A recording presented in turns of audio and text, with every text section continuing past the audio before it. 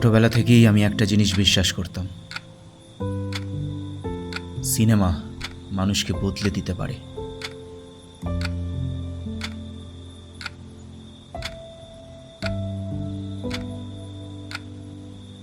কিন্তু সিনেমা কি আমাকে পারবে বদলে দিতে?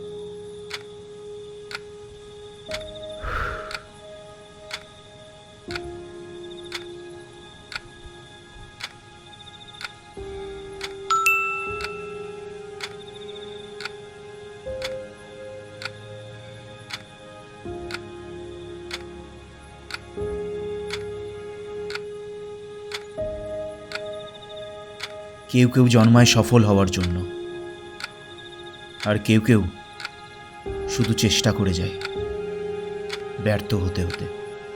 30 বছর আর আমি এখনো একটাও সুযোগ পাইনি। সবাই বলে নাকি আমি ফেলিয়ার।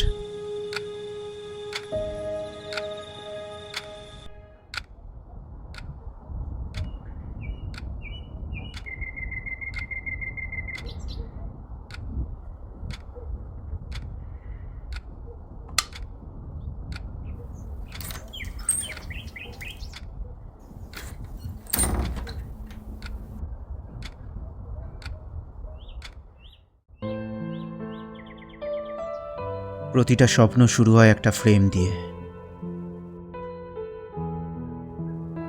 আর প্রতিটি ফ্রেমের পিছনে থাকে একটা গল্প।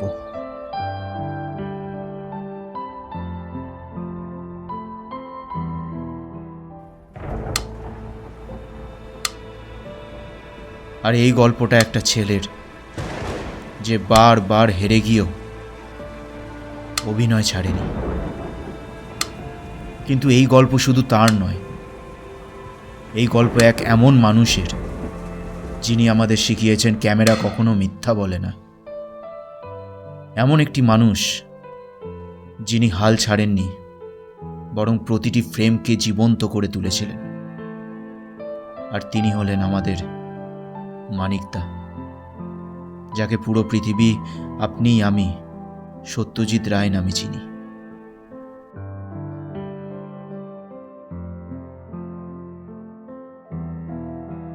পথের পাঁচালী থেকে সোনার কেল্লা, জলসাঘর থেকে চারুলতা, নায়ক, গোপীগাইন বাঘাবাইন, অপরাজিত, একটি জীবন আর হাজারটা গল্প।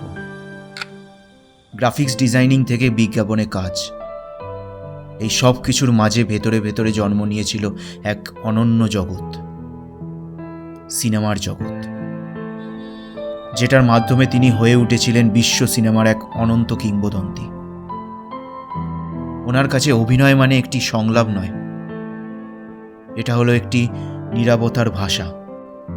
তিনি নিজেই লিখতেন তার চিত্রনাট্য, প্রতিটি শব্দ, প্রতিটি নীরবতা, প্রতিটি অনুভব। তার সিনেমা শুধু ভারতে নয়, বিশ্বজুড়ে প্রশংসিত হয়, অনেক নতুন অভিনেতা ও পরিচালককে প্রভাবিত করে।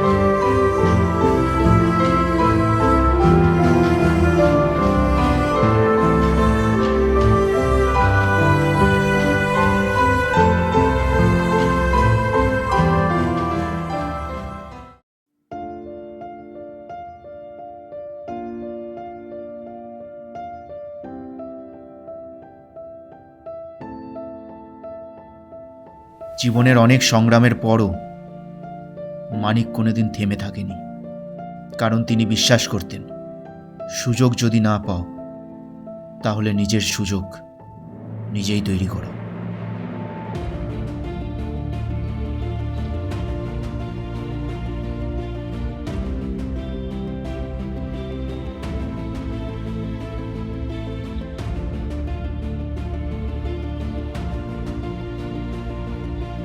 আমি ফেলিওর নই, আমি একটি গল্প।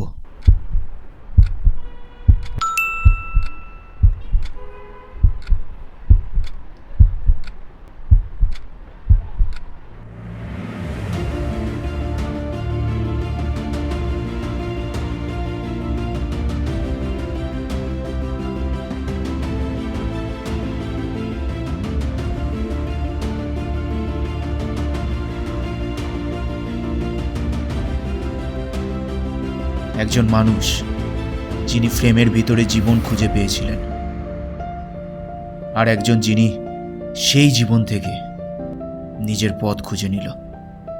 প্রতিটি গল্প শেষ হয় এক নতুন ফ্রেমে, যেটি হয় ওই গল্পের শেষ ফ্রেম, এবং প্রতিটি শেষ ফ্রেমের পরেও আর একটা গল্প শুরু হয়, আর সেই গল্পের নাম হলো স্বপ্ন।